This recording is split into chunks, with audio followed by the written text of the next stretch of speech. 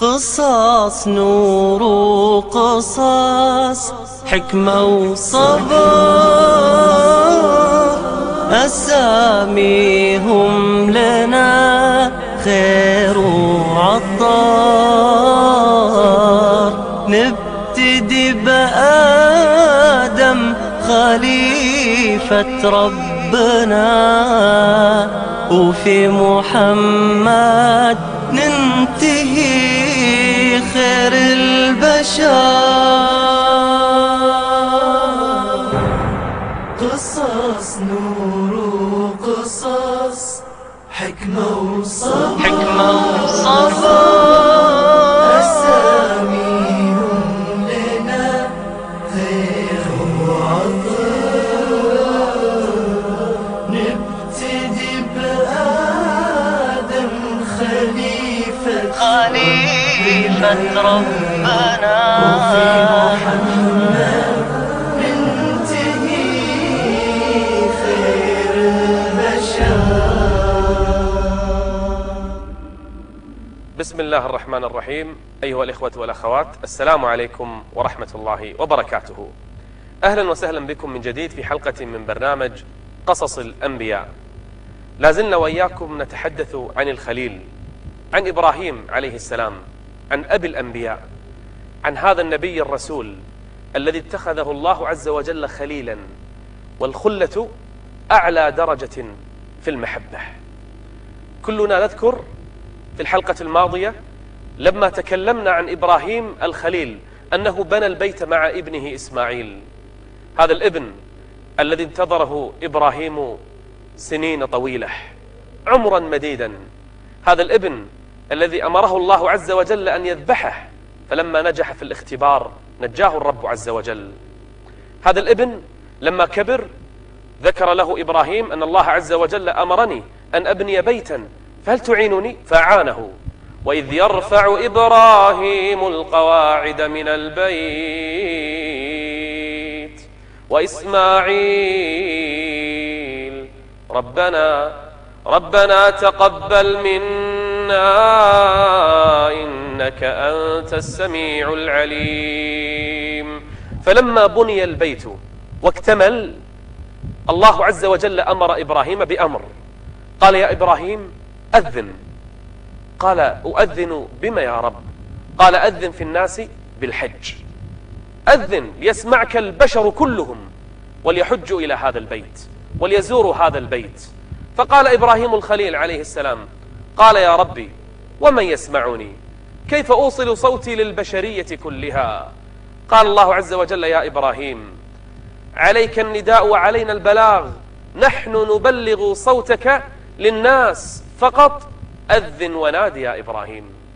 وفعلا قام إبراهيم الخليل على جبل ثم أذن وقال أيها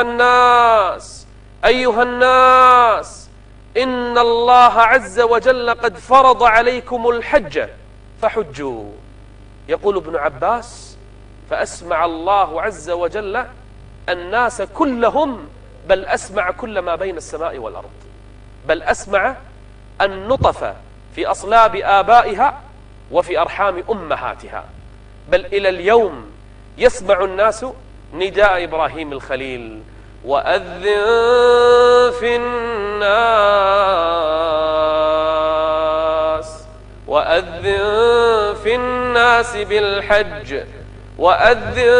الناس بالحج يأتوك رجالا. سيأتي الناس مشيا على الأقدام رجالا، وعلى كل ضامر، على الحيوانات الضامرة، على الإبل، على الخيول، على ما يركب عليها، يأتون يقصدون بيت الله الحرام. يا إبراهيم أذن، والإجابة من الله عز وجل، والله عز وجل سيهدي قلوب الناس إلى هذا البيت. وأذن في الناس بالحج يأتوك رجالا وعلى كل ضامر يأتين من كل فج عميق ليشهدوا منافع لهم ويذكروا اسم الله. إلى اليوم يستجيب الناس لأذان إبراهيم الخليل، إلى اليوم يخرج الناس من أمريكا ومن جنوب أفريقيا ومن أستراليا ومن روسيا ومن أوروبا ومن العالم كله يحجون هذا البيت يقولون لبيك اللهم لبيك، لبيك لا شريك لك لبيك، إن الحمد والنعمة لك والملك لا شريك لك. وأذن في الناس بالحج يأتوك رجالا وعلى كل ضامر يأتين من كل فج عميق. ها هم الناس يتبعون الحنيفية السمحة دين إبراهيم الخليل، يحجون بيت الله الحرام، يطوفون بالبيت 7، يسعون بين الصفا والمروة، يتذكرون إسماعيل، وهم يرمون الجمار يتذكرون الخليل إبراهيم، وهم يذبحون الهدي والأضاحي يتذكرون إبراهيم عليه السلام كيف فعل هذا النسك وكيف تأسى الناس بإبراهيم الخليل. إنه إبراهيم بنى البيت وأذن في الناس، وها هم الناس إلى هذه اللحظات يحجون إلى بيت الله الحرام.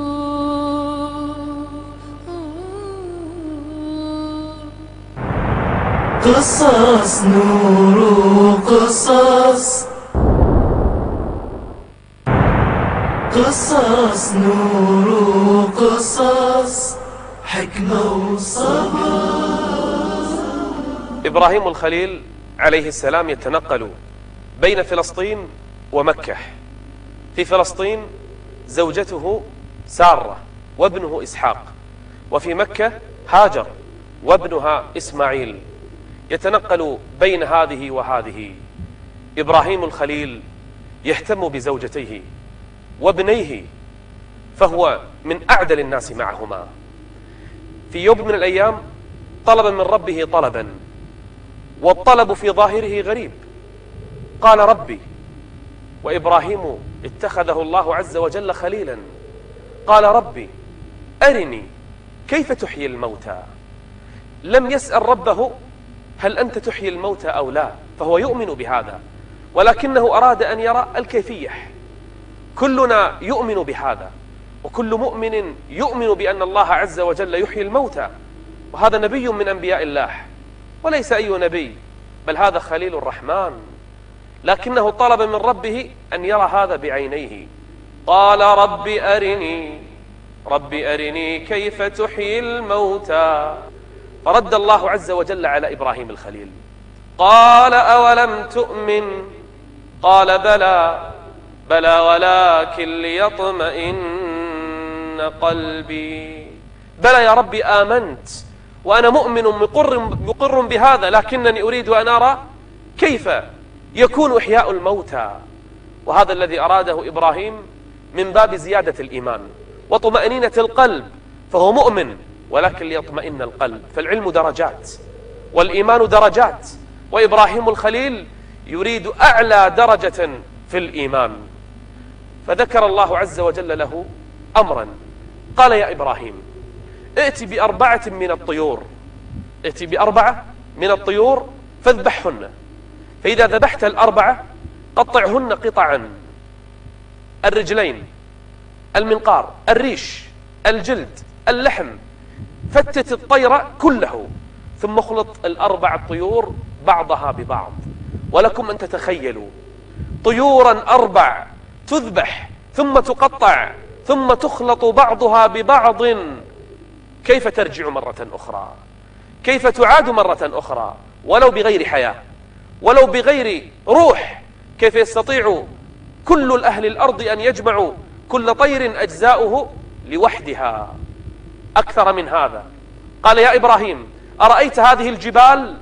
أرأيت هذا الجبل البعيد وهذا الجبل البعيد وهذا الجبل البعيد؟ خذ هذه الأجزاء المختلطة، دماء وريشا ولحما وعظما ورجلا، كلها بعد أن خلطتها الطيور 4، خذ أجزاء منها واجعلها على رؤوس الجبال. فإذا بإبراهيم الخليل يذبح 4 من الطيور، ثم يقطعهن، ثم يخلطهن، ولم يبق فيهن حياة، بل الجسد ذهب، بل أجساد الطيور اختلطت ببعضها البعض. ثم ذهب إلى الجبال البعيدة ووضع على كل جبل جزءا من هذه الطيور، وعلى هذا الجبل جزءا من هذه الطيور، وعلى ذلك الجبل البعيد، وعلى هذا الجبل البعيد، ووزع الطيور بين هذه الجبال. ثم قال الله عز وجل لإبراهيم: نادي يا إبراهيم، نادي هذه الطيور. وإذ قال إبراهيم رب أرني كيف تحيي الموتى قال أولم تؤمن قال بلى ولكن ليطمئن قلبي قال فخذ 4 من الطير فصرهن إليك، قطعهن فتتهن ثم اخلطهن ببعضهن البعض. قال فخذ 4 من الطير فصرهن إليك ثم اجعل على كل جبل منهن جزءا، على هذا الجبل، على هذا الجبل، على ذاك الجبل، على هذا الجبل. ووزعها إبراهيم الخليل. ثم قال الله عز وجل له: ثم ادعهن. فقام إبراهيم الخليل ينادي على هذه الجبال، ينادي الطيور الميتة المقطعة التي ذهبت وضاعت أجسادها الآن. ناداها إبراهيم الخليل: أيتها الطيور ائت إلي الآن بأمر الله عز وجل. وإذا بالريش يجتمع مع ريش الطير نفسه، والجلد يذهب إلى جلد الطير نفسه، الدماء، اللحم، الريش، المنقار، الأرجل، أجساد الطيور بدأت تتجمع بعضها مع بعض حتى اكتملت الأجساد 4. فإذا بالطير يعاد إليها الروح مرة أخرى. ثم ادعهن يأتينك سعيا. وإذا بالطيور 4 تطير في السماء وتتوجه إلى من؟ إلى الخليل، إلى إبراهيم عليه السلام. الطيور 4 مكتملة الأجساد نفخ فيها الروح، عادت لتطير مرة أخرى وترجع إلى من؟ إلى إبراهيم. يا الله، أي معجزة هذه أراها الله إبراهيم. ثم ادعهن يأتينك سعيا واعلم أن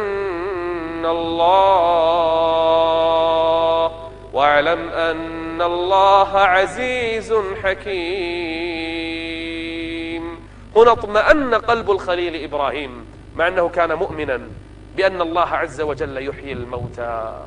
وإذ قال إبراهيم رب أرني كيف تحيي الموتى قال أولم تؤمن قال بلى ولكن ليطمئن قلبي قال فخذ 4 من الطير فصرهن إليك ثم اجعل على كل جبل منهن جزءا ثم ادعهن يأتينك سعيا واعلم أن الله عزيز حكيم.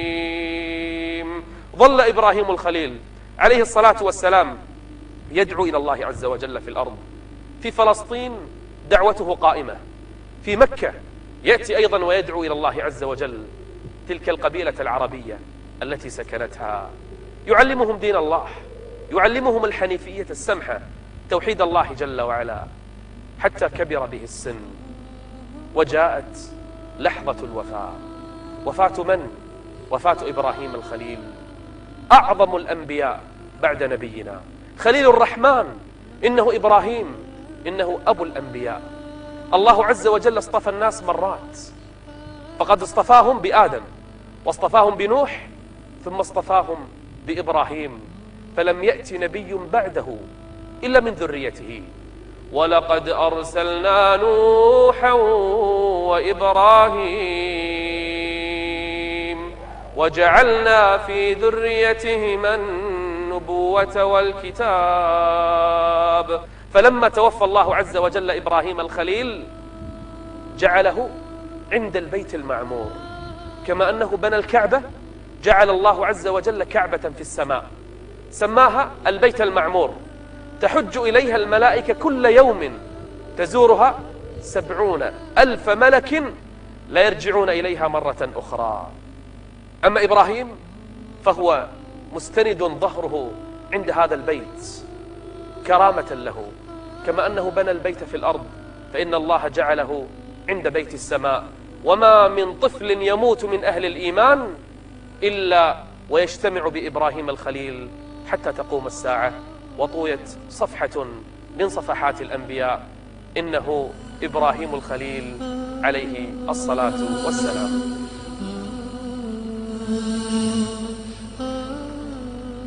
وكان إبراهيم الخليل عليه السلام يعيش في فلسطين، وأحيانا كان يذهب إلى مكة يتفقد ابنه إسماعيل وأمه هاجر. إسماعيل عليه السلام ابن إبراهيم الخليل لم يكن عربيا، فإبراهيم لم يكن عربيا، ولكنه عاش في مكة أي إسماعيل وترعرع فيها، وسكنت هذه الأرض كما ذكرنا سابقا قبيلة اسمها جرهم. بدأ إسماعيل عليه السلام يتعلم العربية منها، بدأ يتعلم هذه اللغة الفصحى. من قبل إسماعيل عليه السلام يسمون العرب العاربة، أما إسماعيل ومن بعده يسمون العرب المستعربة، الذين تعلموا اللغة العربية من هذه القبائل. من؟ إنه إسماعيل عليه السلام. إسماعيل عليه السلام تعلم اللغة العربية حتى نطق الفصحى. وكان إسماعيل عليه السلام يتربى ويعيش في مكة ويتعلم العادات، ويقال أنه أول من نطق العربية الفصحى من العرب المستعربة، وأول من ركب الخيل، روض الخيل وتدرب عليها وصار يركبها في الجهاد في سبيل الله. ومن بعده تعلموا ركوب هذا الخيل، بل إن الخيل كما ذكر النبي صلى الله عليه وآله وسلم معقود في نواصيها الخير إلى يوم القيامة. عاش إسماعيل في مكة وتربى فيها، وكان أبوه يمر عليه يبني البيت ويؤمر بذبحه. وقصص أخرى حصلت مع إسماعيل مع أبيه حتى تزوج من قبيلة جرهم، وقيل من العماليق. تزوج إسماعيل عليه السلام، وكان من صفاته ومن عاداته كما قيل أنه كان صادق الوعد. إسماعيل لو وعد أي إنسان في أي وقت فإنه يلتزم بوعده ولا يتحرك من مكانه ولو غربت الشمس.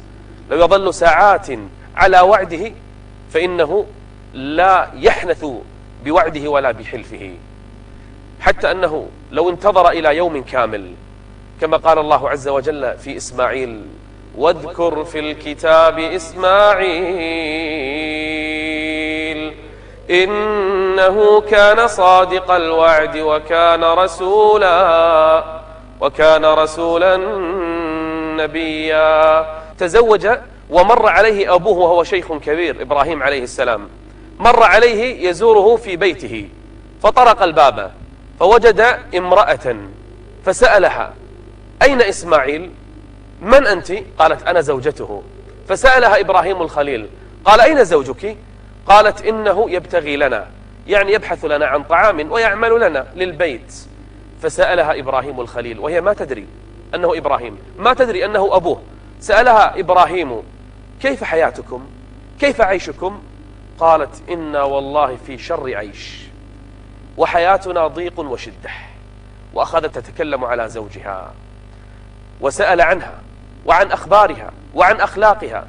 فلما انتهت من إجاباتها قال لها: إذا جاءك زوجك فأقرئيه مني السلام، ثم قولي له: غير عتبة بابك. ما تدري ماذا يقصد بالعتبة.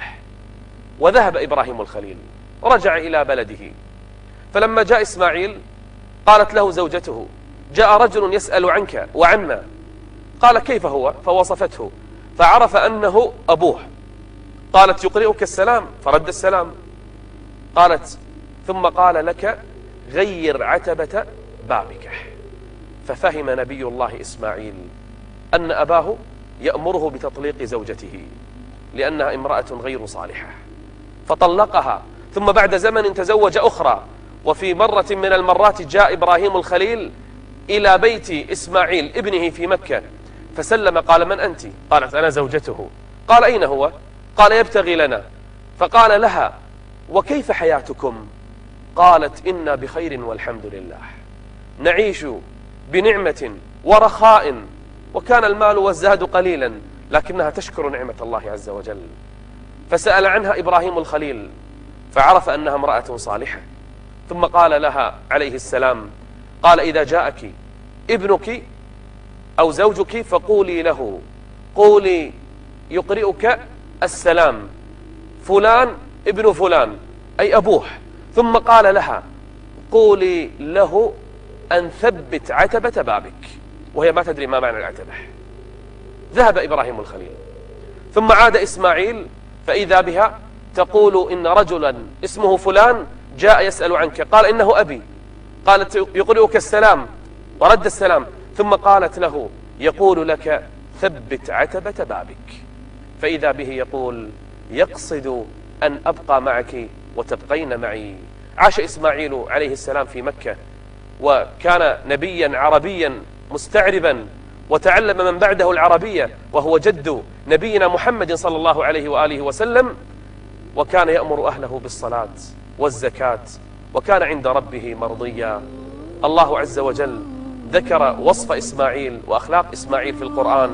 توفي إسماعيل عليه السلام في مكة، ودفن كما قيل هناك، وقيل عند الكعبة، والله أعلم بمكان موته هذا ابن إبراهيم الخليل. نسأل الله عز وجل أن يحشرنا معه.